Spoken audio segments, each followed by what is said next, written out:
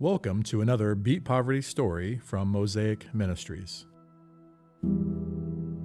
Hi, my name is Charles Allen. I am the president and CEO of Empower One, and we are so happy to be partnering with Mosaic Ministries and Baby University on Beat Poverty. And I do believe that we not only can we solve this horrible issue that's plaguing people in everyday society, but we can also beat this thing and help bring together a collective effort to solve America's most greatest issues.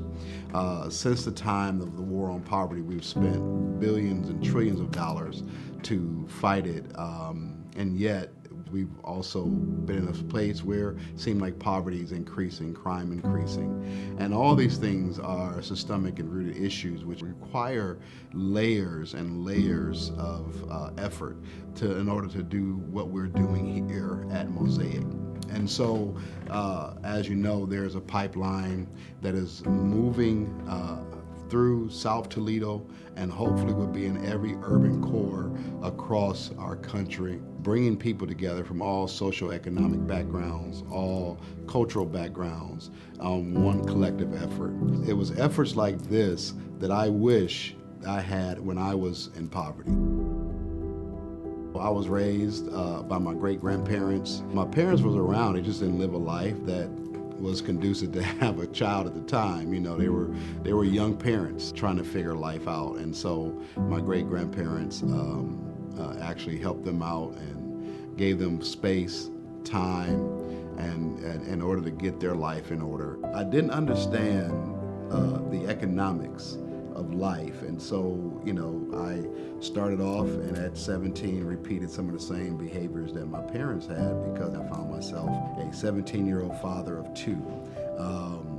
And I just remember going through and feeling like everything I thought and dreamed about in life was disappearing before me because the only thing I could see is that I needed to be responsible for now my two sons that I had at 17. And I just remember my first apartment building. I had moved out from my grandparents because I wanted to be the type of man that my sons could look up to and be proud of one day. And so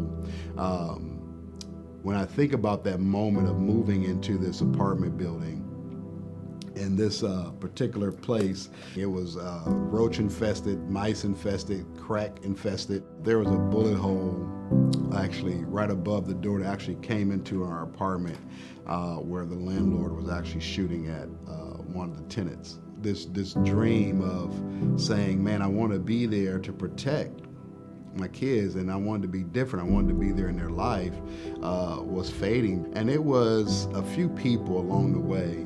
A gentleman, I don't even know his real name. Everybody in the neighborhood just called him Poor Bob. He was the neighborhood Uber driver back in those times, before Uber existed. He would charge you $5 to take you to the grocery store so you can get your stuff and come back. And he would always tell me, you don't belong here. There's something different about you.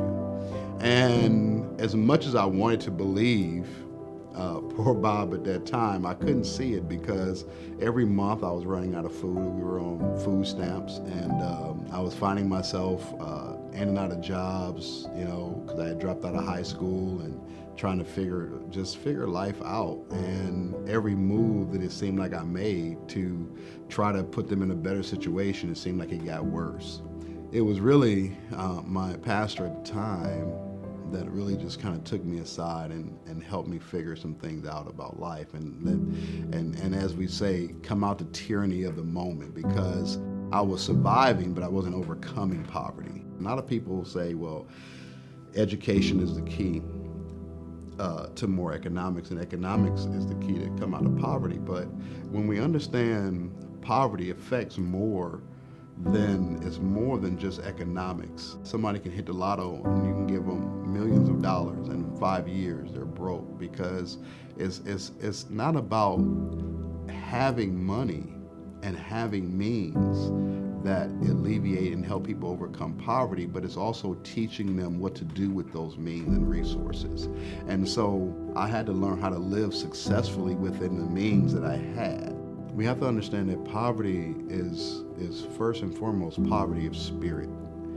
That Even if a person doesn't believe in God, you have to have a connectivity to a greater purpose of life. That my life is connected to something greater than just myself and just surviving from day to day. It's not just being there and working 2 and 3 jobs, but how to now take all of who I was and do something better and do it in a different way. And so then there's understanding the poverty of soul, because there's a lot of things that I was carrying in me, and I was so hell-bent on not repeating the mistakes of my parents and grandparents, that actually in some form creating new mistakes and repeating some of those same behaviors as I went along the way. Like, because that what traumatized my life, and that feeling of abandonment, that feeling of not being wanted and all those things, I let that affect my emotions so much. It was affecting the way I thought. I didn't understand that help was someone giving me the tools to do it for myself, pointing me in the right direction, walking with me and having the hard conversations with me to come out of poverty. And so when I had my self-worth, then I changed the relationships that I had. Relationships that was to help me overcome poverty was thriving relationships. They were relationships to help me thrive, not just survive. And so then my economic outlook began to change. I was fearful to be in certain rooms, fearful to go around certain individuals because I was intimidated by the things they had, the things they were doing. I had to force myself to sit in spaces and rooms with people that knew way more than I knew, was doing way more than I would ever dream of doing. It's in those moments that really helped me understand that overcoming this poverty of spirit, this connection to God, and overcoming this poverty of soul, my connection to myself, and then my connection to relationships and how I view other people in my life, that I needed people in my life that was giving me the hard truths and telling me the hard things and pushing me to do better. It's ministries like Mosaic Ministries. God has given them a tool that is a pipeline to help people through those stages. And not just help the individual that's in poverty, but also working with the children to help them understand that they can break the cycle of poverty. They don't have to repeat the same mistakes. And you need people like Dave and Kelly and the volunteers here at Mosaic that is committed to walking beside individuals, to holding them up, to being there for them. And so we are excited about the ability, the opportunity to partner together here in Mosaic to beat poverty. And we're just looking forward to greater things in the future for Toledo, Ohio.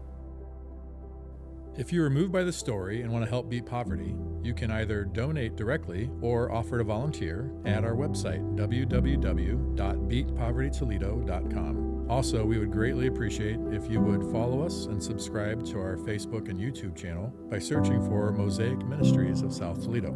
Finally, we invite you to come take a tour of our project building and operations by clicking the Take a Tour button on the website. Thanks for watching.